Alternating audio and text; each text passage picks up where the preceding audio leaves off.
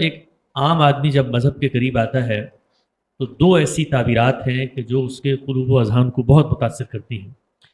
پہلی روایت ہے صوفیانہ روایت، اور گزشتہ 100 150 سال میں ایک دوسری تحریک، ایک دوسری موومنٹ جو ایک مسلمان کے دل میں تحریک پیدا کرتی ہے، اس کو جینے کا حوصلہ فراہم کرتی ہے، اس کے سامنے ایک مقصدیت رکھتی ہے، وہ ہے دین کی سیاسی تحریک۔ مسلمانوں کی ایک خلافت قائم ہو، مسلمانوں کی ایک حکومت قائم ہو، اللہ تعالیٰ کا جو دین ہے وہ تخت تک پہنچے۔ یہ جو دونوں روایات ہیں یہ اپنے اندر بڑی جاذبیت، بڑی کشش اور بڑا سحر رکھتی ہیں۔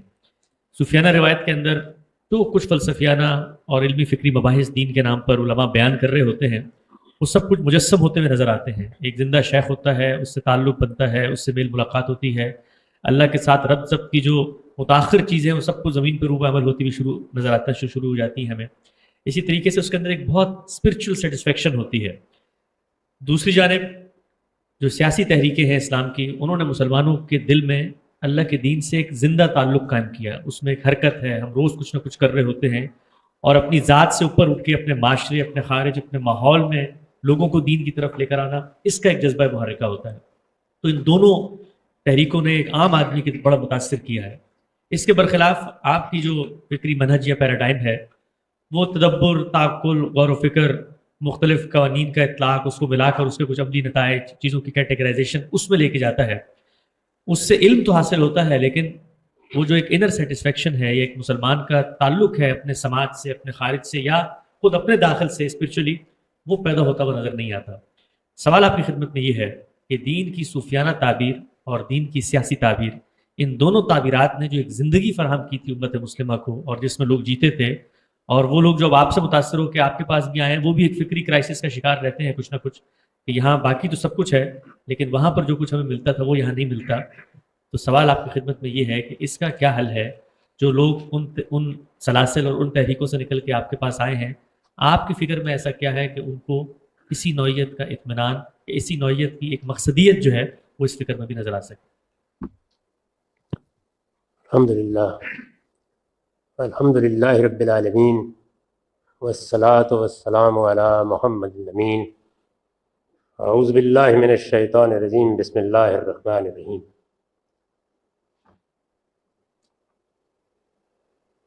میں دین کے جس فکر کو صحیح سمجھتا ہوں وہ ابھی افراد کو کوئی دعوت دینے کے مرحلے میں داخل ہی نہیں ہوا۔ مسلمانوں کی علمی تاریخ بہت سی تعبیرات کا مجموعہ ہے۔ دو تعبیرات کی طرف آپ نے اشارہ فرمایا، ایک دین کی صوفیانہ تعبیر اور ایک دین کی سیاسی تعبیر۔ یہ تعبیر کے مرحلے سے آگے گزر کر افراد کو اپنے پیش نظر مقصد کے ساتھ متعلق کرنے کے مرحلے میں داخل ہوئی ہیں۔ ایک صدیوں پہلے داخل ہو گئی تھی اور دوسری کم و بیش ایک صدی پہلے داخل ہو گئی تھی۔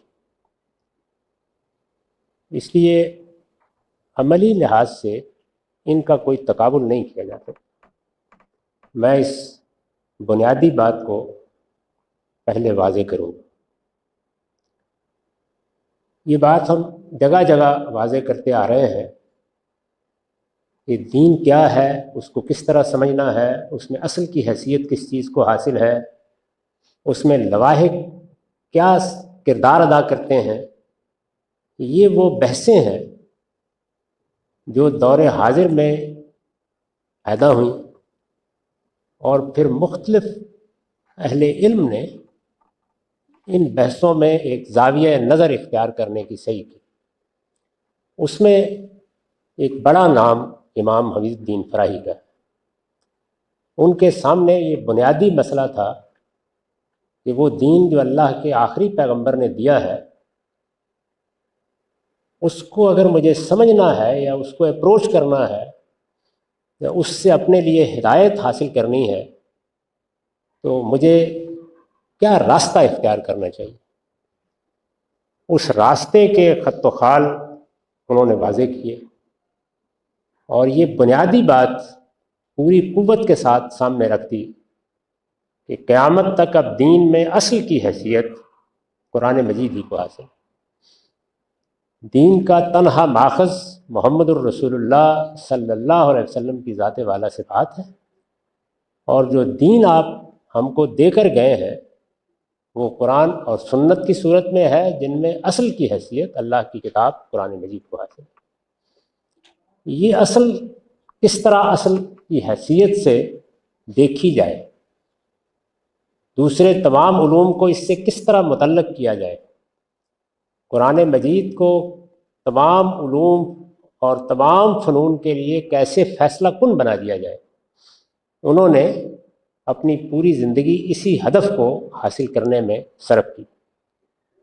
اس سے ایک علمی تحریک کی ابتدا ہوئی یا علمی دعوت کی ابتدا ہوئی۔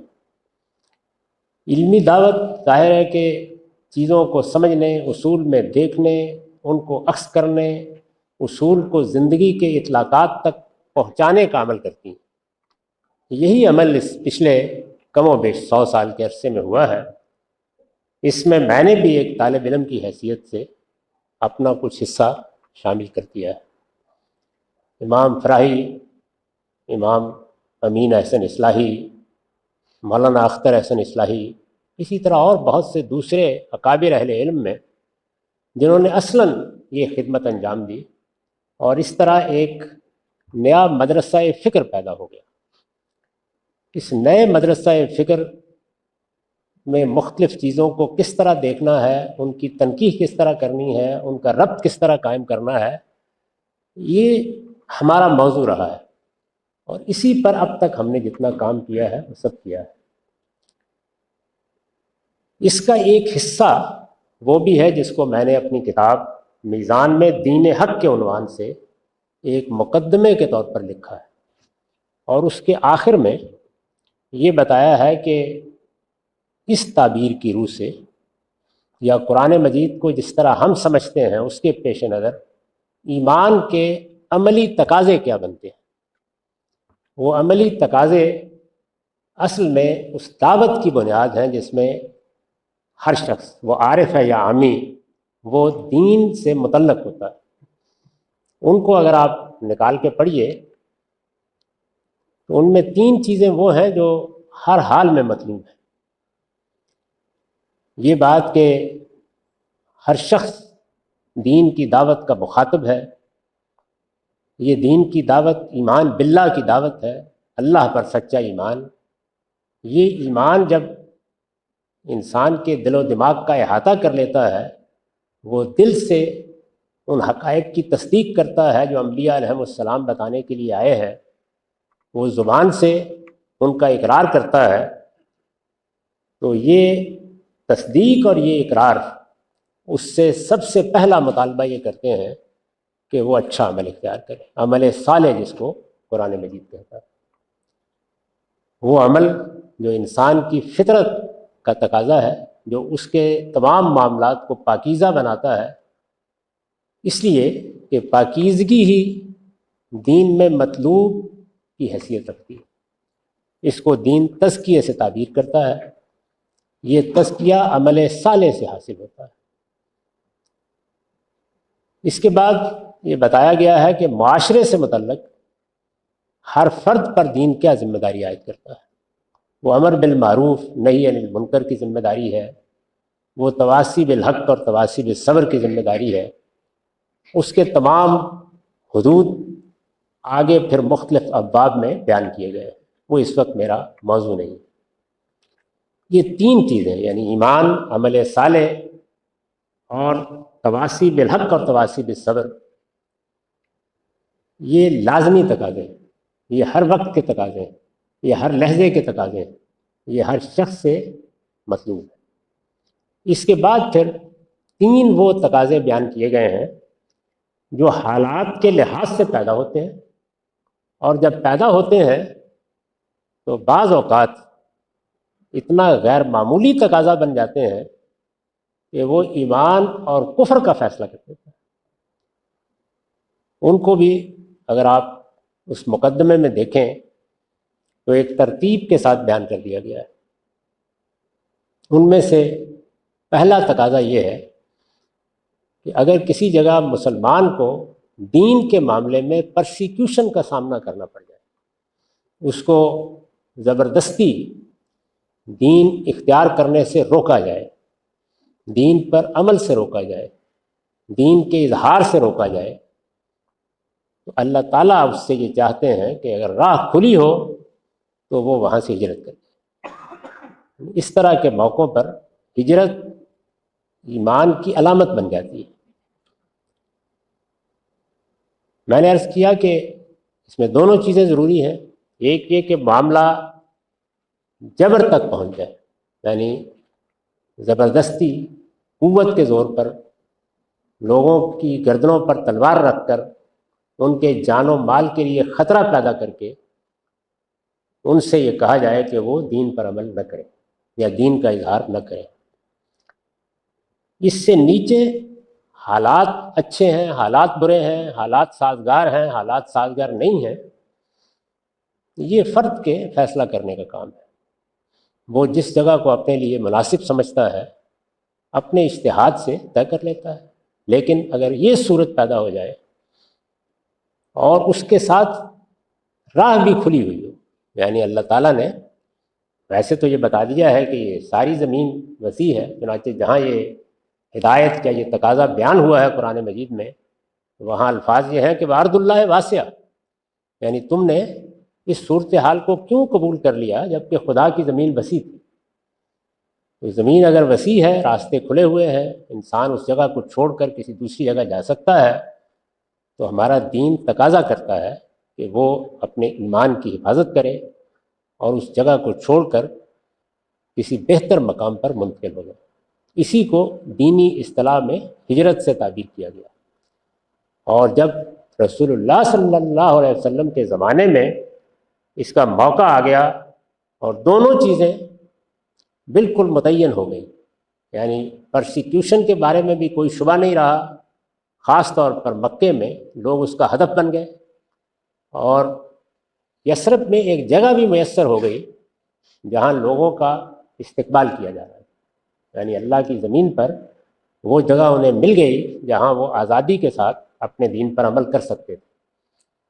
تو قرآن مجید نے یہ کہا کہ اب اگر کوئی ہجرت نہیں کرے گا اور اپنی جگہ ہی پر رہ کر اس ذوف کو قبول کر لے گا جس کے نتیجے میں ایمان کا اظہار بھی نہیں کیا جاتا، تو فرشتے جب اسے موت دیں گے تو پہلا سوال یہی کریں گے کہ تم کہاں پڑے۔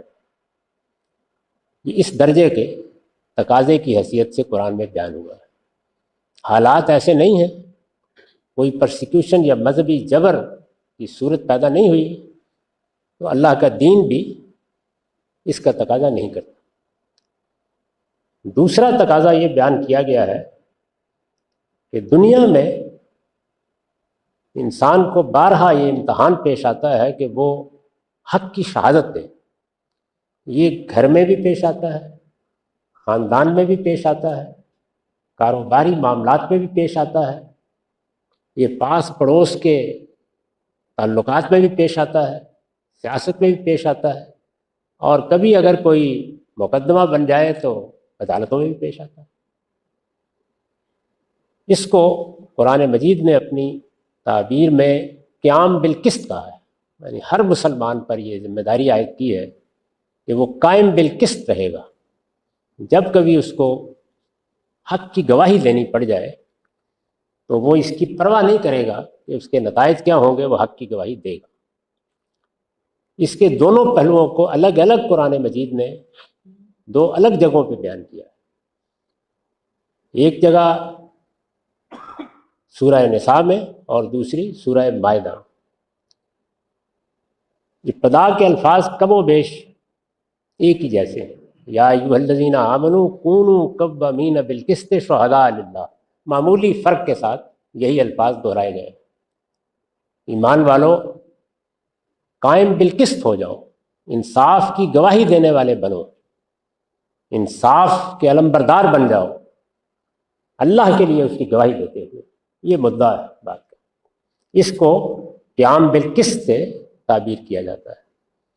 یہ تقاضا پیدا ہو جاتا ہے، جس طرح میں نے عرض کیا، زندگی کے معاملات میں، گھر کے معاملات میں، میاں بیوی کے معاملات میں، خاندان کے معاملات میں، کاروبار کے مسائل میں، اور اسی طرح سیاست، معیشت، سماج، ہر جگہ جب یہ پیدا ہو جائے تو قرآن مجید کے الفاظ یہ ہیں کہ تمہیں قائم بالقسط ہو کر رہنا ہے، اگرچہ یہ گواہی اپنے خلاف، اپنے والدین کے خلاف، اپنے اعزاء و اقربا کے خلاف دینی پڑے، اس درجے میں اس کی تاکید کی۔ دوسری جگہ اس کو مخالفین کے بارے میں بھی بیان کر دیا، اس لیے کہ وہاں انسان یہ کہہ سکتا ہے کہ میری تو فلاں قوم کے ساتھ دشمنی ہے، یا وہاں پر بھی مجھے اس کی پرواہ کیے بغیر کہ میری گواہی سے خود میری قوم کو نقصان پہنچ جائے، حقیقی گواہی دینی ہے، تو اس کو بیان کیا اور یہ کہا ہے کہ وَلَا يَجْرِمَنَّكُمْ شَنَآنُ قَوْمٍ عَلَىٰ أَن لَا تَعْدِلُوا اعْدِلُوا هُوَ أَقْرَبُ لِلتَّقْوَىٰ، تمہیں کسی قوم کی دشمنی بھی اس پر آمادہ نہ کرے کہ تم قائم بالقسط نہ رہو، حق کی گواہی نہ دو، نہیں حقیقی گواہی دو، یہی تقوی کے قریب تک۔ تو دونوں جگہ اس کی تاکید کر دی۔ تو یہ جس طرح کہ میں نے عرض کیا، حالات کے لحاظ سے جو تقاضے پیدا ہوتے ہیں ان میں دوسرا تقاضا ہے، اور تیسرا اور آخری تقاضا نصرت دین کا ہے۔ اس دنیا میں انسان اپنے لیے بہت کچھ کرتا ہے، اپنے بچوں کے لیے کرتا ہے، اپنے حالات کو بہتر بنانے کے لیے کرتا ہے، معاش کی جدوجہد بھی کرتا ہے، اور اپنے لیے آسائشیں بھی تلاش کرتا ہے۔ ان میں سے کوئی چیز ہمارے دین میں ناجائز نہیں ہے۔ اس دین میں بڑی وضاحت کے ساتھ بتا دیا گیا ہے کہ اللہ تعالیٰ بندوں کو ان کی ضرورتیں پوری کرنے کے لیے بھی ہر طرح کی جدوجہد کی اجازت دیتا ہے، اور وہ زینتوں کے طالب ہوں تو ان کو بھی اللہ نے حرام نہیں قرار دیا۔ اللہ کے بندوں ہی کے لیے وہ پیدا کی گئی ہیں، ان کو حاصل کرنے کی جدوجہد بھی دین سے کوئی انحراف نہیں ہے۔ اس سے آگے بڑھ کر یہ بھی بتا دیا گیا ہے کہ معاش کی جدوجہد میں اگر آدمی دولت کمانے کی صحیح کرتا ہے تو یہ دولت کمانا اپنی ذات میں خیر طلب کرنا ہے، اللہ کا فضل تلاش کرنا ہے، اس لیے اس سے متعلق بھی کوئی بات، کوئی منفی احساس لوگوں میں پیدا نہیں کرنا۔ یہ اپنی جگہ اس سب کے ساتھ یہ مطالبہ کیا گیا ہے کہ اگر اللہ کے دین کو کوئی ضرورت پیش آ گئی، جان کی، مال کی کوئی ضرورت پیش آ گئی ہے، تو جاہدوا باموالکم وانفسکم، اس طرح کے موقعوں پر اللہ تعالیٰ یہ کہتے ہیں اب دین کے لیے اپنا مال اور اپنی جان پیش کرو۔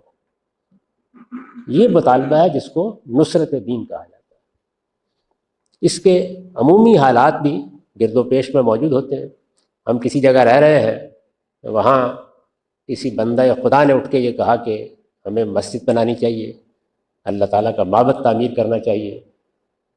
مسجد بنانا، معبد تعمیر کرنا ظاہر ہے کہ دین کے لیے، وہاں لوگ آئیں گے، نماز پڑھیں گے، عبادت کریں گے۔ تو وہ اگر لوگوں سے یہ کہتا ہے کہ میں نے یہ ارادہ کیا ہے کہ اس محلے کے لیے ایک معبد تعمیر کیا جائے، 2 آدمی 4 آدمی اس کے ساتھ آتے ہیں، باقی لوگ اس کی مدد کرتے ہیں، تو یہ دین کی نصرت ہوگی، دین کی مدد ہوگی، یہ دین کی خدمت کا کام ہے۔ آپ اسے خدمت کے لفظ سے تعبیر کر لیں، نصرت کے لفظ سے تعبیر کر لیں، اس کے مواقع پیدا ہوتے ہیں۔ اسی کو درجہ بدرجہ مختلف سطحوں پر دیکھتے چلے جائیے۔ مسجد اللہ کے پیغمبر کا بنایا ہوا ادارہ ہے، وہ ہر جگہ کی ضرورت ہے، اس لیے میں نے سب سے پہلے اس کی مثال دی۔ اس سے آگے بڑھ کر یہ خیال ہوتا ہے کہ دین کے علماء پیدا کیے جائیں، اس کے لیے کوئی آواز اٹھتی ہے۔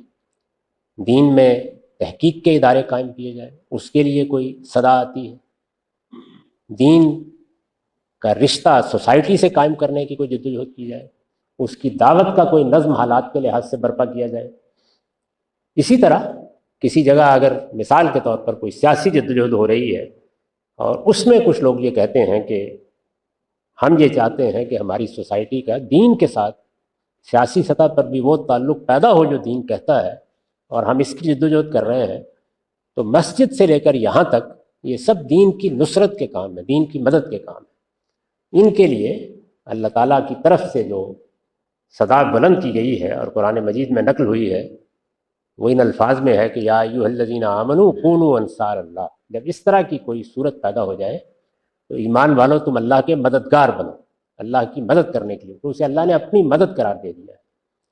اس مقصد سے اگر کچھ خرچ کیا جاتا ہے تو اللہ تعالیٰ یہ کہتے ہیں کہ وہ میرے اوپر قرض ہے اور میں اس کو اسی طرح نفع کے ساتھ لوٹا دوں گا جس طرح کہ تم توقع کر سکتے ہو، بلکہ تمہاری توقعات سے بھی آگے بڑھ کر۔ یہ جو قرض حسنہ کی تعبیر قرآن میں آئی ہے وہ انہی مواقع پر خرچ کے لیے آئی ہے، نصرت دین، دین کی مدد۔ یہ تقاضا بھی ظاہر ہے کہ کوئی صورتحال پیدا ہوتی ہے تو اس وقت سامنے آتا ہے۔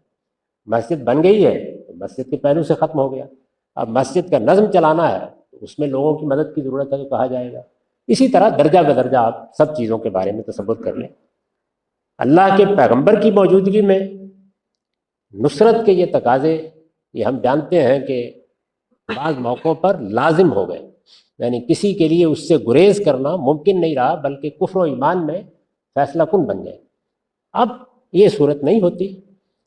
اللہ کے بندے کسی کام کی ابتدا کرتے ہیں تو اس کے دلائل دیتے ہیں، آپ کا اطمینان ہو گیا ہے، آپ سمجھتے ہیں کہ یہ کام کرنا چاہیے، تو ہر مسلمان کو جس طرح اچھا عمل کرنا ہے، جس طرح اپنے گرد و پیش میں لوگوں کو سچائی اور حق کی نصیحت کرنی ہے، اسی طرح یہ تقاضے بھی درجہ بدرجہ پورے کرنے ہوتے ہیں۔ اس ساری بات کو اگر آپ اپنے سامنے رکھیں اور دین کے یہ لازمی تقاضے اور حالات کے لحاظ سے پیدا ہونے والے تقاضے اپنی صحیح روح کے ساتھ سمجھ لیے جائے، اس سے ہماری عملی زندگی کی ایک تصویر بنتی ہے۔ یہ میں نے وہاں بیان کر دی، بتا دیا ہے۔ تو علم کی سطح پر اللہ کا دین کس طرح حاصل کرنا ہے، اس میں اصل کی حیثیت کس چیز کو حاصل ہے، باقی سب چیزیں کس طرح اس سے متعلق ہوتی ہیں، کس کس حیثیت سے متعلق ہوتی ہیں، پھر وہ ایک بندہ مومن سے کیا تقاضے کرتا ہے، ایک اس کے احکام ہیں، یعنی وہ تقاضے جو میری زندگی کا احاطہ کرتے ہیں، جو مجھے دین سے متعلق کرتے ہیں، وہ میں نے اس طرح ایمان کے تقاضوں کے زیر عنوان بیان کر دیے۔ یہاں تک بیان کا مسئلہ ہے۔ اب تک مدرسہ فرائی میں امام فرائی سے لے کے اب تک ہم اسی خدمت کو انجام دینے کی صحیح کر رہے ہیں۔ میں نے یہ عرض کیا تھا، اس میں ابھی لوگوں تک پہنچنے، لوگوں کو متعلق کرنے، لوگوں کو ان تقاضوں کے ساتھ زندگی بسر کرنے کے لیے کوئی لایا عمل دیا جائے، اس کا وقت ہی نہیں آیا، اس کا موقع ہی پیدا نہیں ہوا۔ ہمارے بعد ہو سکتا ہے کہ لوگ اس میں آگے بڑھیں۔ میں نے اب سے کئی برس پہلے انہی کاموں کے لیے جو اس وقت ہو رہے ہیں، المورد کے نام سے ایک ادارہ بنا لیا تھا۔ اس کو لوگوں نے دنیا کے مختلف ملکوں میں بھی قائم کیا، آپ کے یہاں بھی قائم ہوا۔ مجھ سے پہلے مدرسے کے جلیل القدر اہل علم اور میرے تلامذہ، اور اس سے پہلے جو ہمارے اکابر ہوئے ہیں ان کے تلامذہ، بلکہ دبستان شبلی کے دوسرے لوگ بھی بنیادی طور پر اسی نوعیت کا کام کرتے رہے۔ یہ علمی اور فکری کام ہے، سمجھنا ہے، پڑھنا ہے، پڑھانا ہے، تقابل کرنا ہے، علم کو زیادہ سے زیادہ پھیلانا ہے، اچھے اہل علم تیار کرنے ہیں۔ اس میں جد و جہد کا اصلی محور اور مرکز یہی چیز رہی۔ تو اس لیے میرے عزیز نے جو تقابل پیش کیا ہے وہ ابھی عملی طور پر وجود پذیر ہی نہیں ہوا۔ یہ تو میں نے اس سوال کا جواب دیا ہے اور تفصیل کے ساتھ دے دیا ہے کہ ایمان کے تقاضے بیان کر دیے گئے ہیں اور ان تک پہنچنے کا پورا عمل بھی سامنے آ گیا ہے۔ علم کے پہلو سے ایک ایک چیز کی تنقید کرنے کی کوشش کی گئی ہے، یہاں تک کہ اس وقت بھی یہ تقاضا پیدا ہو گیا تھا کہ جن چیزوں میں ہمارا طرز فکر ذرا مختلف ہو گیا ہے ان کے استدلال کو واضح کیا جائے، تو ہم اعتراضات سیریز میں وہ خدمت بھی انجام دے رہے ہیں۔ صبح و شام کی مصروفیات کا ہدف یہی ہے۔ میں نے عرض کیا کہ یہ اپنی ذات میں علم و تحقیق کا کام ہے، اس لیے اس کے تمام پہلو بھی اسی لحاظ سے زیر بحث آتے ہیں، اور لوگ بھی اگر اس سے متعلق ہوتے ہیں، سنتے ہیں، جاننا چاہتے ہیں، سمجھنا چاہتے ہیں، تو وہ کسی نہ کسی درجے میں عامی ہو یا عارف اسی سرگرمی کا حصہ بن جاتے ہیں۔ اس سے آگے چونکہ کوئی لایا عمل دینے یا اس کو لے کر اٹھنے کا وقت ہی نہیں ہے یا نہیں آیا، تو اس کے تقاضے بھی بیان نہیں کیے جاتے یا ان کی طرف بھی پیشکش نہیں کی جاتی۔ دوسری تعبیرات کے مقابل میں اس کا لحاظ رکھنا چاہیے۔ اور پہلا مرحلہ جس میں ہم یہ چاہتے ہیں کہ ये बात समझ ली जाए कि दीन असल में है क्या, वो अपनी क्या हकीकत रखता है, क्या चाहता है और इंसान को किस तरह से अपने साथ मुतल्लक करता है, ये बात पहले वाज़े हो जानी चाहिए। इसको वाज़े करते हुए ये बताना पड़ा है कि दीन की सूफियाना ताबीर क्या है, उसकी असल और असास क्या है, उसमें क्या चीज़ें हैं जो दीनी लिहाज से काबिल एतराज़ हो गई हैं, क्या चीज़ें हैं जिनको कबूल किया जा सकता है। यही मामला दीन की सियासी ताबीर का है। उस पर भी इस इल्मी पहलू से तजज़िये और तहलील की नौइयत की गुफ्तगू करना पड़ी और ये बताना पड़ा है कि इकामत दीन क्या चीज़ है, इसमें गलती कहाँ से हुई है, तावील का गलत तरीका इख्तियार किया गया है तो उससे क्या मसाइल पैदा हो गए हैं।